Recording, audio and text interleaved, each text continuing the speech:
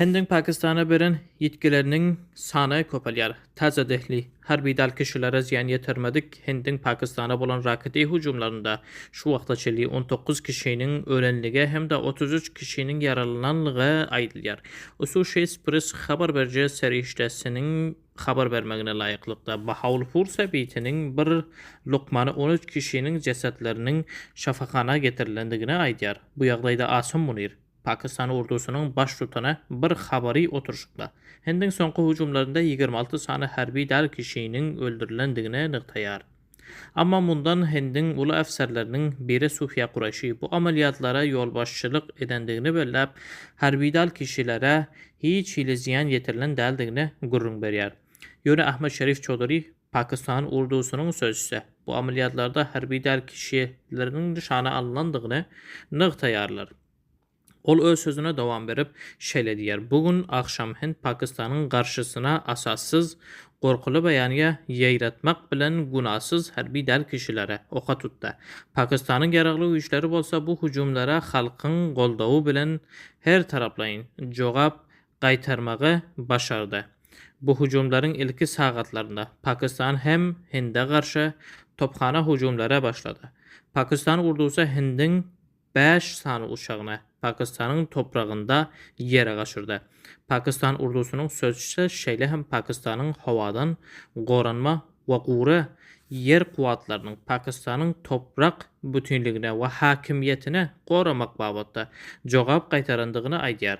Bularada Hindin 5 sanı uçağının şu sanda 3 sanı Rafale, 1 Suhu 30, 1 MiG-29 ve yine de bir personalsız uçağının yere kaçırılandığını tasdiklayar.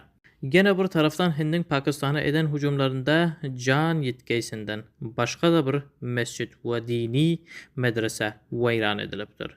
Bunun özü Pakistan'ın Keşmir sebitinde halkların korkunç yağdayda duçar edilenlerine ayrılıyar. Pakistan'ın Keşmir sebitinin yaşayıcısı Ahmed Abbas şöyle diyer. Duydansız ok yağıp başladı. Azından 10 ya da 15 rakit bu yere düştü. Yaşlılarımızın, çağaların, okuçularımızın baryan ulu mescidi veyran buldu. Hindin ordusunun ilan etmegine layıklıkta dine Keşmir'deki öz idaraları aslındaki sebitlere hücum edilipdir. Haber veriş serişteleri hem Hindin ordusunun aydanlarına makula. Pakistan'ın hücumlarının neticesinde onlarca Hind rayatlarının öldürülüp yaralandığını aydiyarlar. Hindin kabir rayatları Pakistan'a hava yolundan bolan hücumları qoldayarlar. Hind rayatı Rishi şöyle diyer. Bul öğren qovu iş boldu.